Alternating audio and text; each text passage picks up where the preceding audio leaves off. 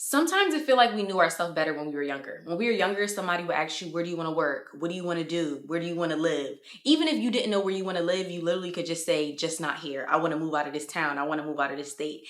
And the only problem that we really had when we were younger was figuring out how to do it. Like, how am I going to start making money? How am I going to get out of this neighborhood? How am I going to get this job? But the weird thing is, as we've gotten older, it feels like we kind of know ourselves less. Now it's a matter of knowing, I don't know what I want to do. I know I begged to be 16 or I begged to be an adult. And it's like, I said I was going to do all these things, but now that I have the quote unquote opportunity to do a lot of these things, I'm not actually doing those things. And it can make us feel stuck in life. Like, why am I not moving? Why am I not going towards my goals? Why? So in this video, I'm going to explain to you, hopefully, how to get unstuck in life. I'm going to explain to you why you possibly are stuck. And I'm ultimately going to give you some science behind it and just hopefully help you understand yourself just a little bit better. So let's get straight into it. Now, the first part, we're going to go into the science behind it. It is because there's something in you that is weak, and it probably is in your brain, and it's something called your frontal lobe. So I'm not going to get too scientific about it and make it too complicated, but basically this part of your brain is supposed to be developed when you're like 25. And I don't know if you guys like hear about this, but when you're 25, honestly, I feel like that's when you're considered an adult, because that's when they don't charge you extra money when you have to rent a car. That's usually when you have to get off your parents' insurance. That's usually when insurance is cheaper. Like 24 and under, that 24 to 18, you're considered kind of like a young adult. And then once you turn 25, you're treated differently as far as the government goes. And that is because that is when your frontal lobe is supposed to be developed. And people talk about the frontal lobe a little bit, but the main function of the frontal lobe is to be able to plan and execute. It's so imperative to understand this because planning and executing is literally how you get to your goals. Once you become an adult, your ability to plan and execute is going to be a lot of times the ability for you to understand the quality of your life. And just to give a quick example to make you understand the difference, when it comes to a 5-year-old and when it comes to a 25-year-old, right? They both can be like, I want something sweet. Like, I want something sweet. I just gotta basically get it. A 5-year-old, they do not have a car. They don't know how to get nowhere. They just know they want something sweet. And so what are they going to do? They're going to cry. Probably to the point where it's going to get to a point where they don't even know what they want anymore. They've just been crying. They just got into a loop of just saying, now I'm sad and I can't get what I want. Why are they so sad? I.e., why do they feel so stuck? Because they cannot plan and execute. They cannot plan what store they have to go to. They cannot plan how they're going to get there. They cannot plan how to pay for all these other things. They're dependent upon someone to do that for them. Going to the 25-year-old, you're not going to be that sad because you're like, okay, when I get out of work, I'm just going to go to here. I'm going to get in my car. I'm going to go here. I'm going to buy it. I'm going to eat my pound cake in the car. And then by the time I get home, I'm going to be done and I'm going to need something to eat. Nonetheless, your ability to get to your goal of getting something sweet is because you have the ability to plan and execute. And that is a very small analogy, and there's a lot bigger and there's a lot smaller ones. But I want you to understand, when you have a weak frontal lobe, it literally makes you feel stuck in life because everything seems so hard, very similar to that 5-year-old. When you want to start to do anything, a lot of times, a lot of people cannot do it because their brains literally are like, we don't know how to plan and execute. We don't know how to plan and execute. This is so hard. This thing is so hard to do, because it could be something small, such as you saying, I need to get an hour more sleep at night. Someone who has a strong frontal lobe is going to say, okay, well, 45 minutes before I go to sleep, I'm going to turn off my phone. Or certain amount of time before I go to sleep, I'm not going to drink anything. Or this amount of time, I'm going to whatever, get off the phone. That's literally planning and executing. You're planning out what you have to do. I'm going to do this thing to get this thing, and then I'm going to execute it. I'm actually going to do that thing. Someone who's doing it on a larger scale, they may say, okay, I want to make more money. I'm going to go back to school. Okay, well, I'm going to start going to night school. So then I have to, make sure I get out of work at this time, make sure I eat at this time, make sure I have enough money saved up. So there's like I said, small ways and large ways to think about it. But all in all, you need your frontal lobe. You need the ability to know how to plan and execute to get to your goals. Because like I said, if it's weak, you're going to feel stuck. You're literally going to feel like, I know I want to get an hour more sleep at night, but I don't know how to do it. I know I want to make more money, but I don't know how to do it. And your brain literally is going to feel like everything is hard, from the smallest thing to the biggest thing, because it literally does not have its frontal lobe. It's not strong. And one thing I want you to understand is it can get stronger. It is not going to break. It's just some people have weak ones. But of course, if something is weak, you can strengthen it. So later on in the video, I'm going to go more into the frontal lobe and teaching you how to essentially strengthen it to make it stronger. So essentially you can accomplish larger and bigger goals and get unstuck. Now, you can say this is a symptom of having a weak frontal lobe, or you can say you have a weak frontal lobe because of this. But one of the major things that a lot of people struggle with when they're stuck in life is their ability to focus. Your ability to focus is so imperative because when you plan and execute, you have to focus on one thing at a time. If you are not focusing on one thing at a time, you're not going to achieve something. Like that's literally, especially when it's something new. Obviously, you've driven home from work a million times. You don't really need to do like a fully thorough focus on going home. A lot of times you just end up at home. You don't even know the in-between time. You know you stopped at the stop signs. You know you stopped at the stoplights, but you don't even know how you got there because that's something that you've done so many times. But when it comes to accomplishing goals, a lot of times that means we have to do something new. So that means that we have to focus. One of the major things that a lot of people struggle with nowadays is focusing. And there's two major reasons why. One of them, we already know, it is because of these. It is because of our cell phones. It is so hard to focus nowadays. But I'm also going to talk about why we use our cell phones because I know a lot of people feel like you're addicted. You're like, I can't get off my cell phone, to the point where a lot of times too, it's just a compulsion. You literally don't even want to be on your cell phone, but your body just has a trigger to literally just go on your cell phone. You're checking your emails. You're, going on social media. You've already scrolled your feed. Nobody posted nothing new in the past 2 seconds. Even now, some people watching this video, we're about 5-6 minutes in. There's probably a few things that you've done, just compulsive things. You've probably texted somebody back. You've probably checked a message, went on social media. It's just this thing. And it's not even that you necessarily want to do that thing. That is the crazy part. When we start getting into these compulsive things that we're doing, it is not even that we necessarily want to do these things. They just become something that we just do. And it's kind of confusing because it's like, I don't want to do it, but like, I literally don't know how to stop. And so I want to talk to you guys about that. So first and foremost, I did say that it is because of our phones. And then the second one is going to go a little bit into our mental state. So first, starting with the phones, right? You have to understand your phone releases something in your brain called dopamine. Not to make it too complicated, dopamine is the happy chemical in the brain. It is the pleasure chemical in the brain. It releases dopamine. The problem is it releases, I would say, weak dopamine because you don't have to work for that dopamine. You can go on your phone and get so much dopamine without literally doing anything, just scrolling on social media. It's releasing so much dopamine. The problem that has is it makes you think, going back to the frontal lobe, planning and executing everything seeming hard, it makes basic tasks seem so boring and sometimes so hard. That is why most people nowadays cannot go to the bathroom without being on their phone. They cannot eat without being on their phone because you have such a high dopamine release that everything seems boring. And if something is boring, you literally do not want to do that thing. Now, the problem that this also causes is, even if you're not on your phone too, this also can cause that kind of compulsive feeling, and it comes with our thoughts too. So this happens when you're kind of like, okay, I'm going to search up a workout on social media or TikTok or YouTube, whatever the case may be. And then all of a sudden your brain is like, oh my gosh, how can I fix my hyperpigmentation? Oh my gosh, I also need to fold my clothes. Though those technically are things that you need to quote unquote do, the reason why your brain is constantly going from thought to thought to thought to thought to thought to thought to thought is because doing one thing is boring. Your brain, like I said, has a weak frontal lobe. Your brain literally does not enjoy planning and executing. And so what does it require? It's one thing for you to say you want to search up a workout routine, but it's another thing for you to put it all in your notes, for you to organize when you're going to do it, for you to figure out what you're going to do. That is planning and executing. And then obviously that's the planning part, I should say. And then obviously it gets into execution. Your brain is so scared of planning and executing, going back to your frontal lobe being weak. It's so scared. It thinks it's going to be so hard. It literally goes to the next thought. It literally goes to the next thought because that thing is boring.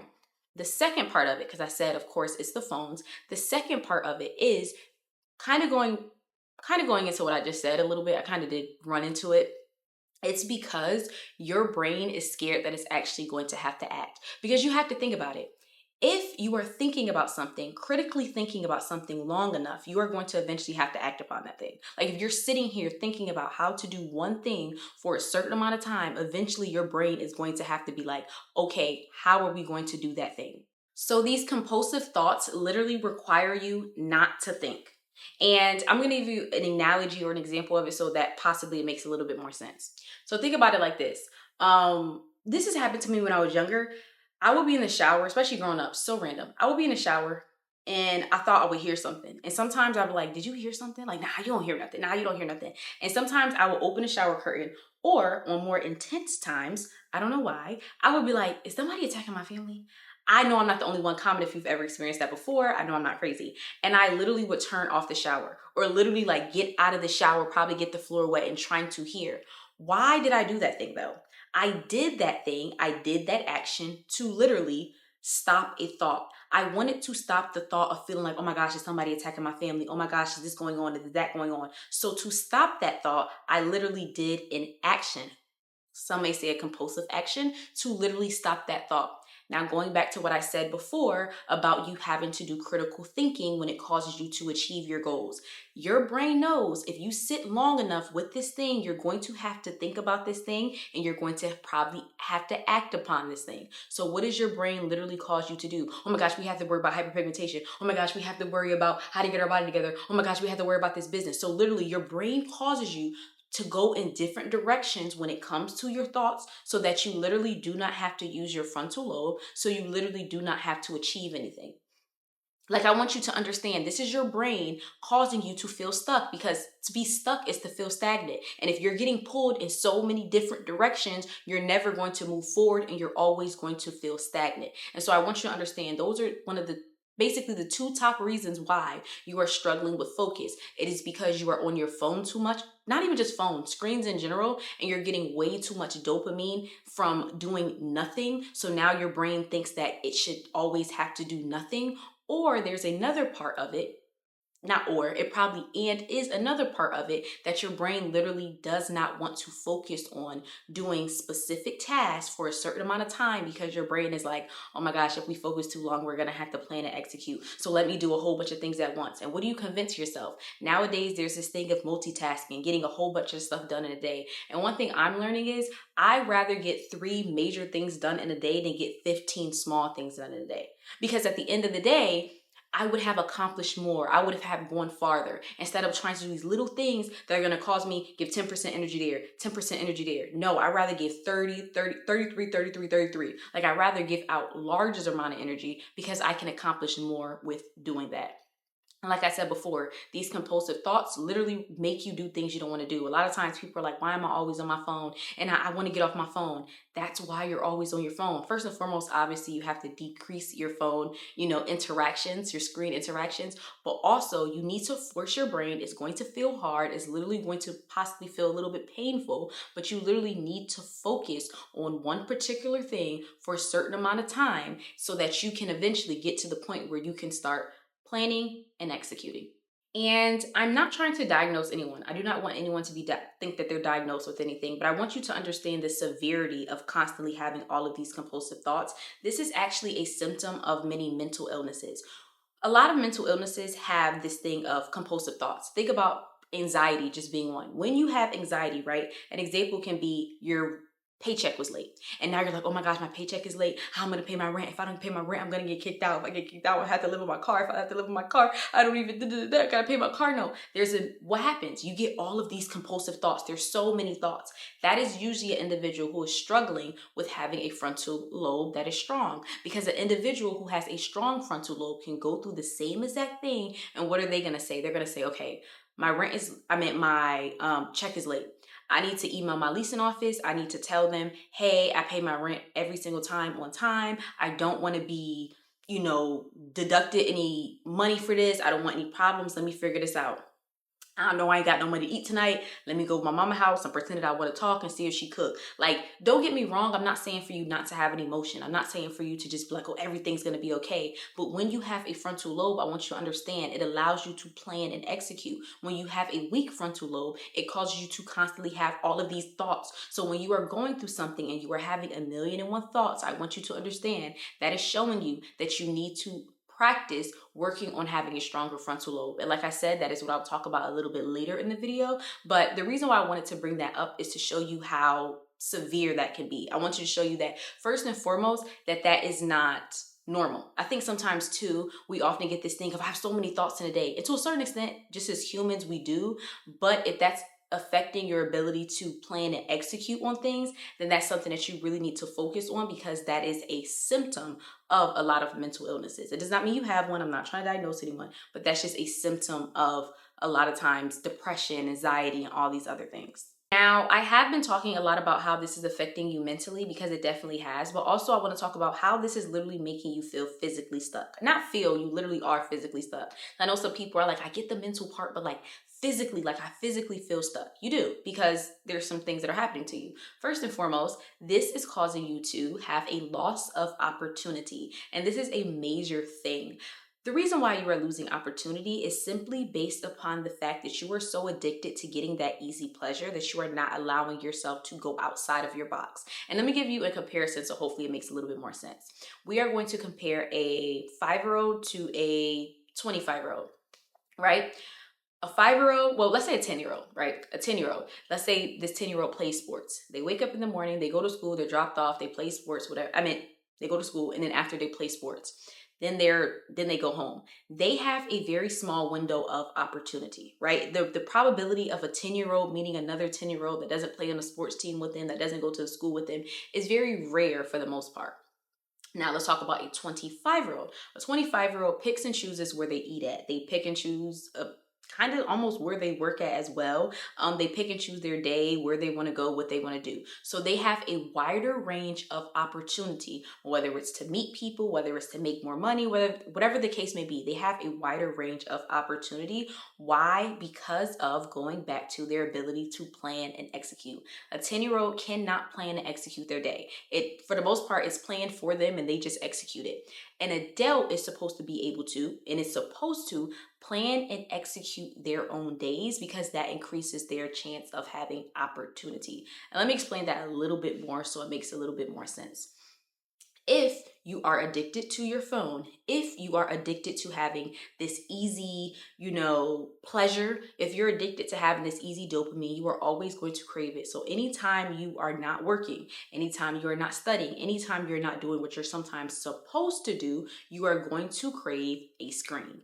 What is that going to cause you to do? This is causing people to, instead of going out to eat with friends, they rather order food inside. This is causing individuals, instead of going to that networking event, they're like, I'm not even gonna, it's not that serious. I already know all my coworkers. I'd rather just stay inside and watch TV. Or a lot of times people don't understand what you're really saying is, a lot of times with staying inside is, I'd rather have my screen. And don't get me wrong, I understand the economy that we're in. I understand things are expensive, but at the same time, when you are an adult, going back to the 25-year-old, you have the ability to plan and execute. I understand the economy is crazy, but I want a lot of people, look at your DoorDash account. Look at your Uber Eats account. Look at how much money you spend when you go out every second weekend to drink with your friends. There's this thing that everybody's like, I don't have the money. And I understand eggs are $10. But one thing I'm also learning is people spend money on what they want to. But a lot of times too, you don't realize you feel stuck in life. You have a loss of opportunity in life simply because you do not have the ability to plan and execute. You are literally acting like that 10-year-old whose entire day is planned for them and they just execute. You literally just do what is probably already planned the day before. You literally, when is the last time you went to a restaurant that you actually saved on TikTok? When is the last time that you actually went on that day trip or that road trip 2 hours away? And what do we convince ourselves? Well, I don't have the money for it. I don't have the this for it. No, you are addicted to easy pleasure. You are addicted to dopamine being easy for you. So that trip is going to cause you to plan and execute. You don't want to do that. I know it, I hope that made sense. And I know for some people, it's really that simple. It is really that simple. You are literally losing opportunities in life. And what did I say? Opportunities help you know yourself better. Opportunities are what gets you, doing more things, having more experiences is how you know who you truly are. Your likes, your dislikes, your whatever, it, from how you dress to how you talk to how you walk. All of that is based upon your experiences, based upon your opportunities. And so as you make those smaller and smaller, more minute, all through a screen, something that you're not even really experiencing, but it's making you so happy inside, it's giving you that happy chemical inside of your brain, it's literally causing you to lose opportunities, which is literally causing you to feel stuck in life. You feel stuck in life because you haven't done anything differently. A 10-year-old cannot plan when they're going to another state. They cannot plan when they're going to a new restaurant. You can, but you don't do it because your ability to plan and execute. Going off of that, another reason why a lot of people don't do it is because, going back to the science component of it, there's something in your brain called your amygdala. And not going to make it too complicated, your amygdala is kind of what is the emotion piece of your brain, essentially. They found out that screens literally suppress your amygdala. The screen that you are on hours throughout the day suppresses your amygdala. So that suppresses your emotion. Your emotions are literally how you remember things. Like, a lot of times people say things like, you don't always remember what someone said to you, but you remember how they made you feel. Literally, that's the same thing when it comes to experiences. You don't always remember the food you ate at that restaurant. You don't always remember the funniest part of that movie, but that feeling that it gave you is the reason why you say, that's my favorite movie. That restaurant is so good. That, this, that. A lot of times too, especially because while we're there in general, we're always on our phones. But also, since we're on our phones so much, when we're in the moment, it a lot of times causes us to not truly be able to experience these things. Like, literally, our emotions are suppressed. But another thing too, and that goes off of sometimes why, like, we do things and we're like, see, it wasn't fun. See, it wasn't, because your emotions are suppressed. But then a lot of times too, that is what makes us not get out of our situation when we're stuck, because at the end of the day, emotions are emotions. Like, that's just what it is. But I've realized you need to be angry. You need to be sad. You need to even be embarrassed. A lot of people too, going back into, I don't want to have this thought, so let me think about something else. A lot of times people need to understand, a lot of people who get out of their situations is because they're so mad. They're so frustrated. They're like, I have to get out of the situation. I can't live like this no more. I can't do this thing anymore. I need to literally plan and execute. They literally feel such a strong emotion about something that it requires them to do that. But anytime you feel that emotion, what do? You pull out your phone, you pull out a screen. So a lot of times too, people don't understand, literally just doing that thing causes you to literally suppress your emotions. Because when you did have that anger inside of you, like, you know what, I need to get out of this situation. I don't like how this person talked to me. I need to move. I don't like this. I don't like that. What did you do? Instead of figuring out how to plan and execute, you use your phone to literally suppress your emotions. So that's why a lot of people do not have drive. It's hard for them to accomplish things. They're like, why? Simply because you are suppressing your amygdala. Simply because you are suppressing your emotions. Like, anger sometimes is good, embarrassment sometimes is good, sadness sometimes is good, because it gives you that drive, that hunger, that keep going. But you experience that for a little bit, and then you wonder why it's hard for you to keep going and sustain and sometimes have consistency. It's because your emotions aren't in it. You're not truly in it. And so that's one thing I want you to think about too, as well, when it comes to achieving your goals and executing and getting unstuck. It has to do with your suppression of your emotions. And then it also has to do with, oh my gosh, yo, I be talking so much that I be forget what I be saying. It also has to do with your ability to have more opportunities and realize that you are losing opportunities. And another thing I want to talk about too is, just really quick, don't be one of the people, I know a lot of people like to say, well, if something is for me, it won't pass me. I agree with that to a certain extent. I agree with that if you tried something and it wasn't for you, but I also think a lot of people use that as an excuse for not trying things. A lot of people will not try things, won't have new experiences, will be like, oh, well, that wasn't for me. No, it wasn't that it wasn't for you. It's simply because you won't do it. So also don't use that as an excuse. I know so many people go through that their entire life saying, well, that wasn't for me, that wasn't for me. You didn't try it, so you can't say that that wasn't for you. If you tried something and it wasn't for you, that's fine. But don't live that life. And a lot of people like to say, well, if something's for me, it won't pass me. A lot of things have passed you, unfortunately, in life simply because you have not gone after them. And a lot of times that's why you feel stuck. Now, I want to talk about the piece on how to actually change your life, because there actually is an equation to that. And if you know me, you know I love equations when it comes to achieving goals. So the equation is, how to change is motivation plus willpower equals change. And I know a lot of people nowadays, when it comes to like self-growth content, it's like, you don't need motivation. You just need discipline. You don't need motivation. Anytime somebody tell that to you, tell them, I need dopamine. Dopamine is literally, we talked about this a little bit earlier in the video, the pleasure, the happy chemical. It's literally the motivating chemical as well. And when individuals are addicted to something, more so things that are a little bit considered stronger, right? When we're thinking about drugs or even gambling, or things that are more destructive, I probably should say.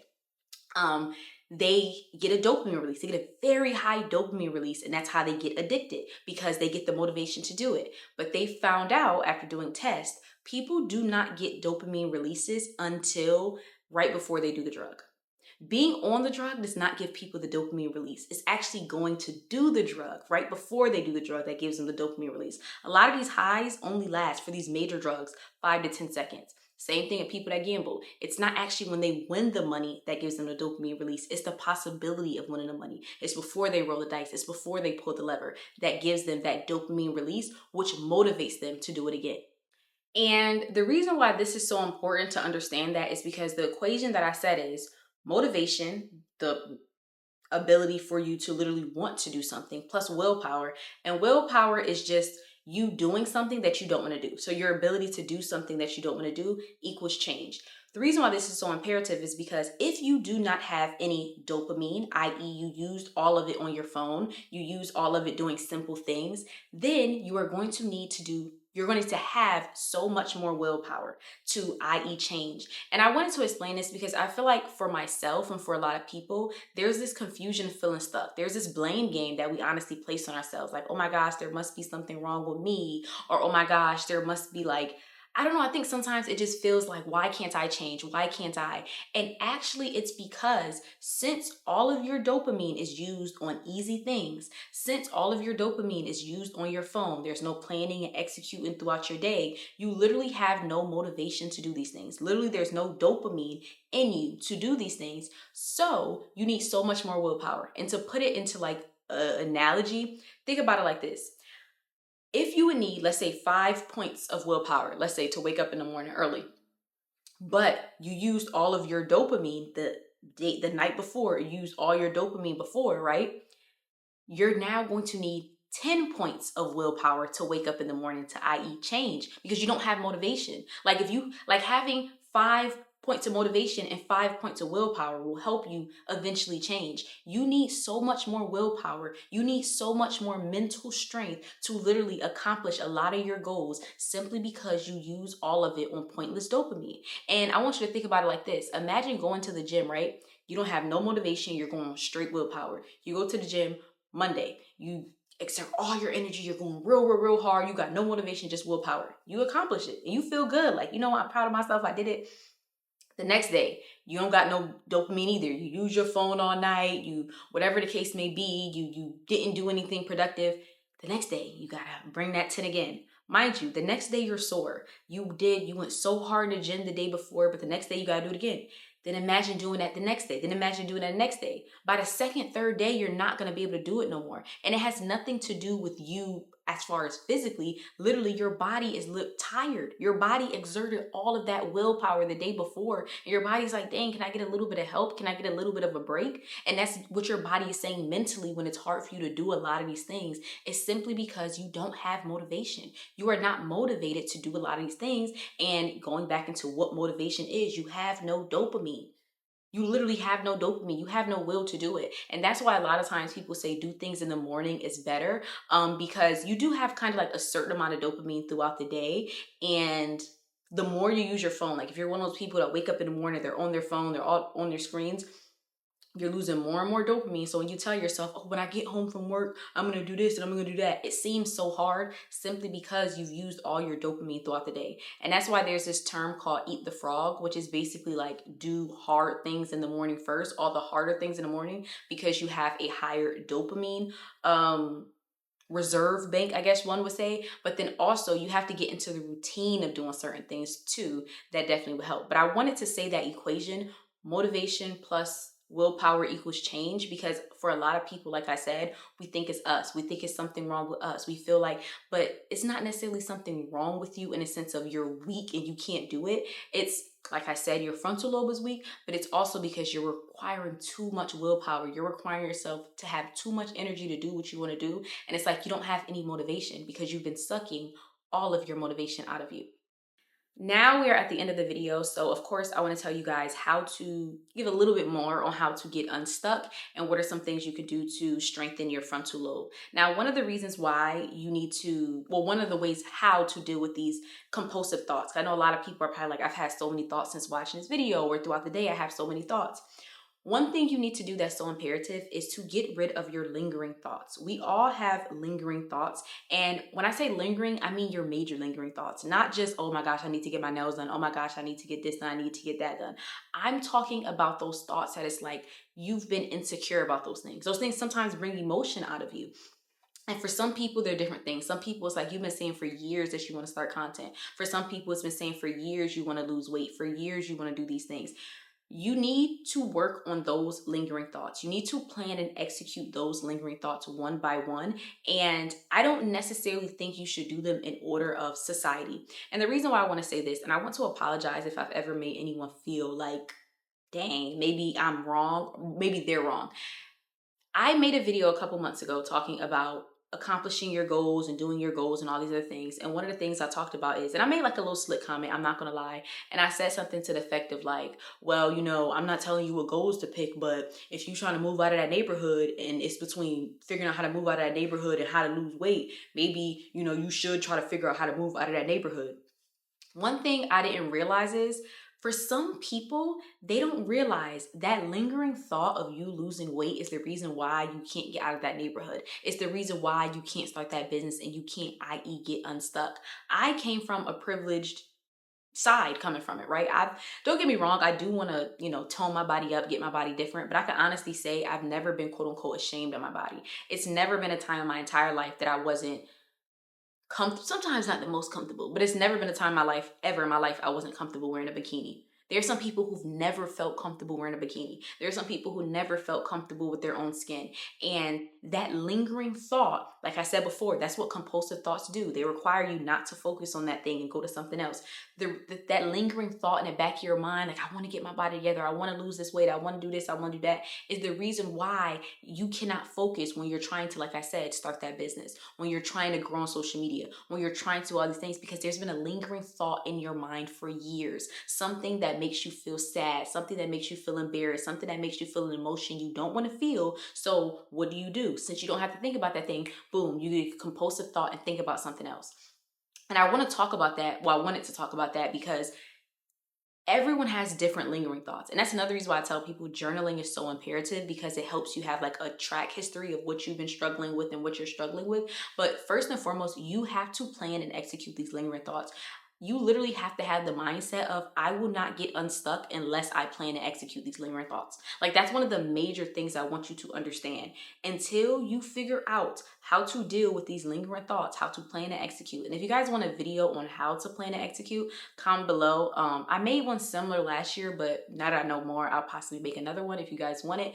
But until you figure out how to plan and execute those lingering thoughts, I promise you, you are always going to feel stuck in life, because there's always going to be something in the back of your mind that your brain doesn't want to think about, that it's going to bounce from this to this to that. So it doesn't have to think about that single thing, that critical thing. And so it's never going to allow you to get to your goal. Like, a lot of people don't understand that one thing that you've been struggling with for years, and you may say, oh, it's not that big of a deal, and how does this affect that, and that's not that serious, and there's no correlation between it. The correlation is you. Stop looking to outside perspective and outside people of what they're going through. The correlation is literally you. The fact is, you've been experiencing that, no matter how small, no matter how minute it is, for so long, and you've never dealt with that, is the reason why you cannot accomplish these big goals. We're always trying to accomplish these major things. Oh, I got to make all this money and I got to do this. No, you need to start with these building blocks. Like I said, you need to strengthen your frontal lobe. And to strengthen your frontal lobe, I recommend to figure out one thing that you want to think critically about. Figure out one thing that you want to, i.e., plan to execute. Then write out how you are going to plan to execute that thing. And like I said, it doesn't have to be major. It could be doing 5 push-ups a day at 10 a.m. every single day, Monday through Friday. Like, if that's what you want to do, but you have to start somewhere. Like I always say, don't feel like it has to be something major. Literally, start planning and executing something. Get your brain into figuring out, okay, we're going to do this at this time. We're going to plan, and then we're going to execute, because there are some people who are very into planning. Like I said before, they'll plan. Then there are some people who are executors. They just go without even planning stuff. They'll move here. They'll quit their job. They'll do this. They'll do that. You have to have both. So you need to practice doing both. Another thing too, to start getting to just being with your thoughts more, start focusing on just little pieces of just things that seem simple. So I recommend even if you're sitting down for like 5 minutes and it seems so crazy, counting the hairs on your legs. Even if you're sitting down and you're like, breathe in, breathe out, breathe in, paying attention to your breath. Like a lot of these things seem little, but what do? These things are causing you to focus on one thing at a time. And it might seem so easy, like, oh yeah, that's nothing. Try to do it. Try to do it for 5 to 10 minutes and pay attention to how often your brain goes from this to this to this to that. You need to practice being able to mentally strengthen yourself by focusing on one thing at a time.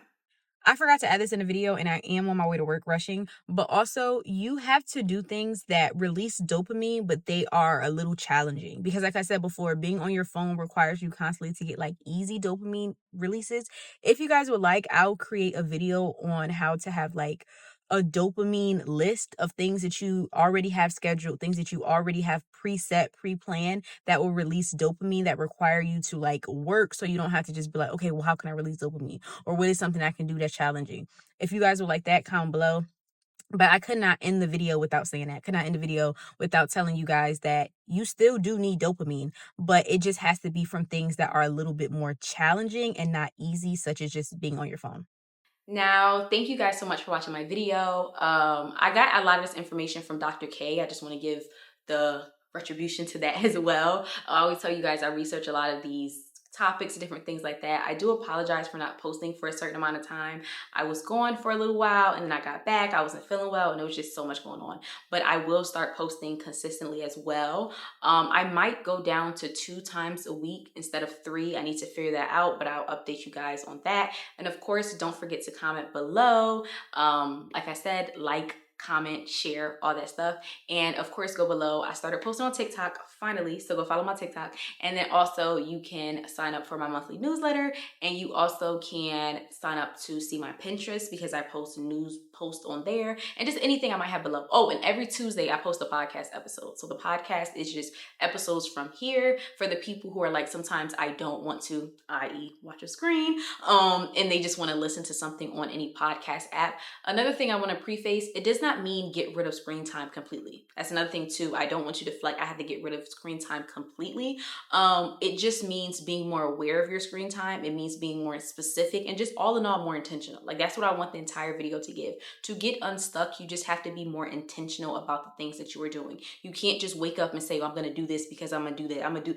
That's why I always tell y'all, a planner is so imperative. Journaling is so imperative. Like, I don't know, I've just really been very big on like planning out the life that I want and just being intentional and not just being the 10-year-old that just lets life happen to them. So thank y'all so much and have a great one.